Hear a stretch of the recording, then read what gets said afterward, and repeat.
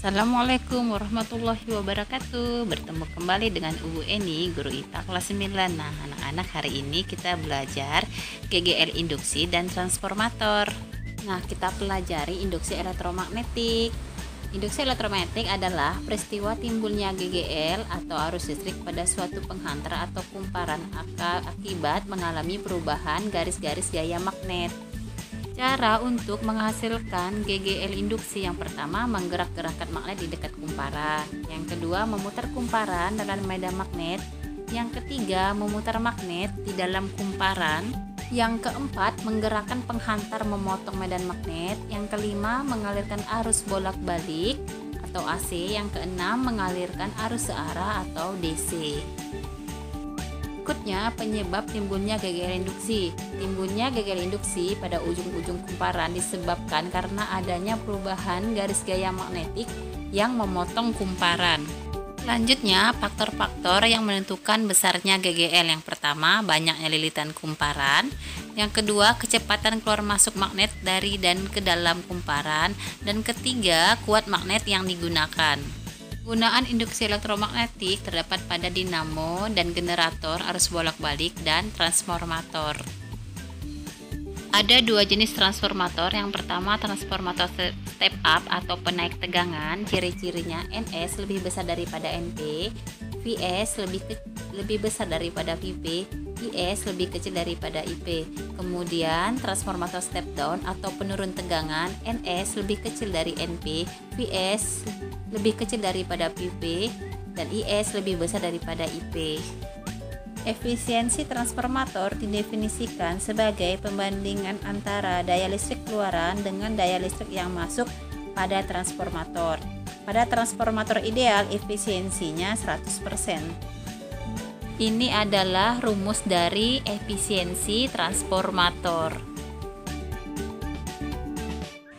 Kita lanjut ke rumus transformator. Di sini ada 3. Yang pertama, PP per PS sama dengan NP per NS.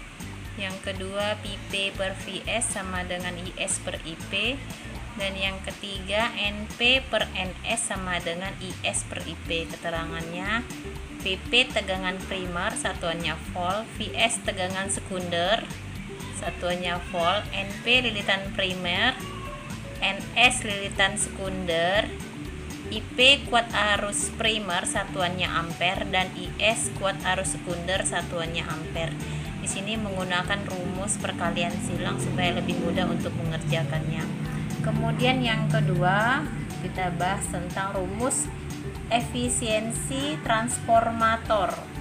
Simbolnya seperti N sama dengan VS per PP kali 100%, atau N sama dengan VS kali IS per PP kali IP kali 100%. Keterangannya: N adalah efisiensi transformator, VS daya sekunder satuannya watt, dan PP daya primer satuannya watt. Contoh soal untuk efisiensi transformator.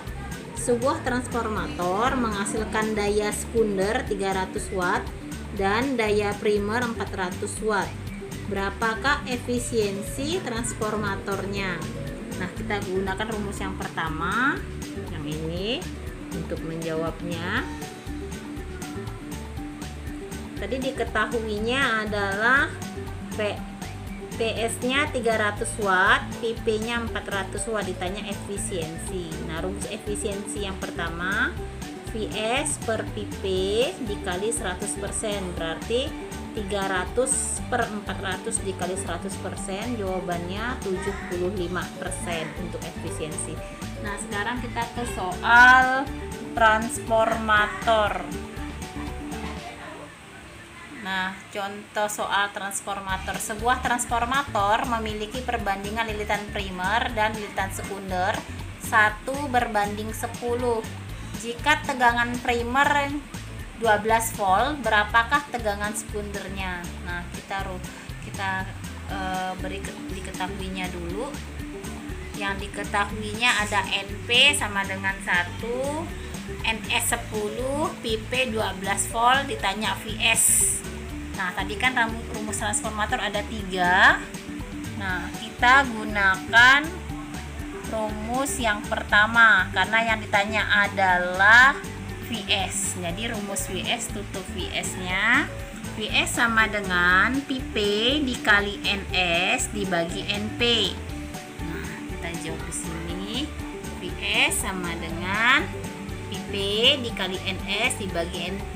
Pp-nya 12, Ns-nya 10, Np-nya 1. 12 kali 10 bagi 1, hasilnya 120 volt. Oke, cukup sekian ya penjelasan dari Ibu. Semoga dapat dimengerti dan mudah untuk dipahami. Terima kasih. Wassalamualaikum warahmatullahi wabarakatuh.